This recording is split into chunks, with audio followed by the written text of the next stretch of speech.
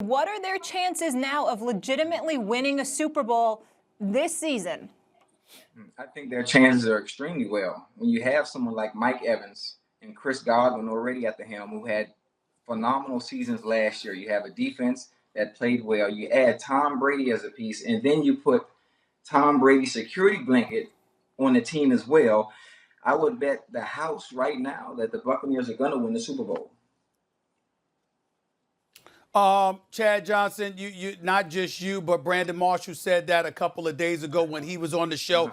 Is that your way of saying that you don't agree with my man Max Kellerman, who has proclaimed for years that Tom Brady is going over a cliff? He's modified it by saying a ravine as opposed to a cliff, but clearly that Tom Brady doesn't have it anymore. Is that your way of saying you disagree with that?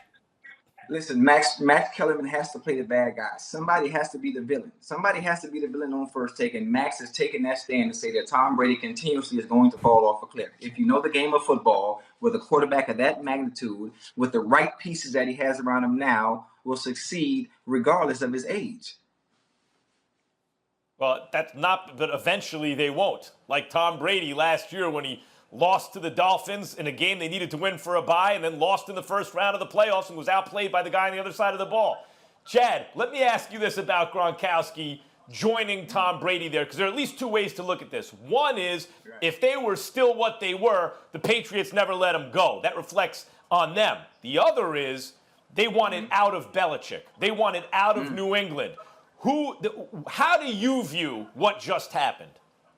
I think what just happened is you spend time at a place for so long, and you've already done as much as you can there. And at times you want a new scenery. You want a new team. You want a new atmosphere. And we really don't know the answer on why Tom decided to leave. We don't know. We don't know the relationship between Tom and Brady. Not between Tom and Brady, between Tom and Bill. There's no way there was a strain on that relationship with the way they succeeded year in and year out. It's impossible. I'm sure they both mutually regarded to part ways, and for the better. Chad, we have a lot to discuss with you this morning. I want to talk about another relationship here. DeAndre Hopkins, one of the best in the game, gets traded away from Houston. He says to Sports Illustrated that he and his head coach, Bill O'Brien, had zero relationship. Chad, break it down for me. What do you think led to this? Because we're baffled.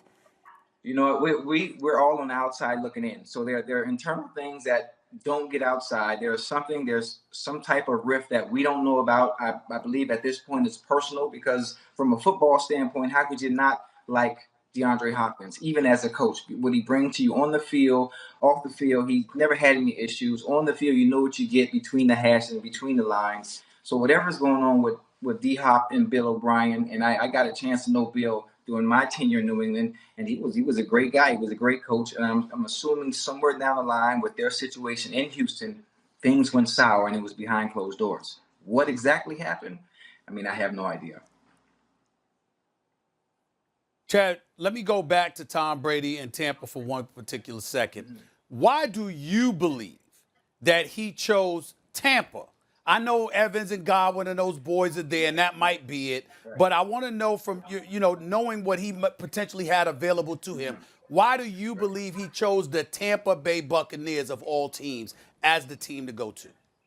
When you think about it, when you think about the teams that are set in place, that are Super Bowl ready, missing one piece, which for most teams is consistent quarterback play at an extremely high level, week in and week out. You had Tampa Bay, you had the Chargers, and I don't know. I don't want to I'm gonna just say Tampa Bay and the Chargers. I'm gonna say Tampa Bay and the Chargers, and the better of the two, I think that he felt fit him the best based on the receiving core. Obviously, to me, you could have went to San Diego and got the same thing done with Mike Williams and Keenan Allen, who are phenomenal receivers as well. But he chose Tampa Bay. Why? I'm not sure. If I want to lean towards maybe the better defense in Tampa Bay, maybe that might play a little part in it. You never know. Now, let me skip back ahead and follow up with what Molly asked you about DeAndre Hopkins and Bill O'Brien, Chad. You played for several different teams throughout your career. You had relationships to one extent or another with your coach. How can you how does that, like, what's the spectrum of relationships that you personally, not to speculate on them, but that you had with your coach? Were you very close with any of them? Did you have zero relationship at all with some of them? My relationship was extremely close with everyone that I coached, starting with Dick LeBeau, with Marvin and Hugh. Obviously, Marvin and Hugh, I would text 3, 4, 5 in the morning with ideas based on game plans that we had coming up. We were still to this day. I talk to Marvin and Hugh at least once, twice a month. So that relationship far exceeded beyond the game of football. Man, those are two special individuals that are responsible for a lot of just life in general being okay after the game of football. They were more than just a coach. In New England, Bill Belichick and I had a special friendship relationship. Before I got there. Once I got there, he was still the same guy. Things didn't turn out the way I would have liked there, and it was unfortunate. Sometimes things just don't work out, no matter how good it looks on paper. And obviously, my shortcomings in Miami and filming. He was okay. A little different. I think there was a little disconnect between him and the younger players.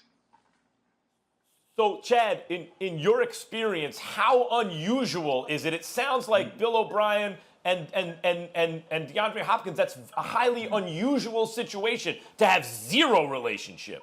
Yeah, that's why I think it was something personal that we don't know about. There might have been an exchange between the two on personal issues. It could have been contract issues. It couldn't have been anything football related, because the young fella goes out there every week and does what he does, regardless of the quarterback carousel that he's had to deal with. With Deshaun Watson being there, he's been consistent year in year out. So I'm not sure what the problem was. I know it has to be football related and something personal, internal, that those two had an exchange for it to get this bad. Thanks for watching ESPN on YouTube. For live streaming sports and premium content, subscribe to ESPN+.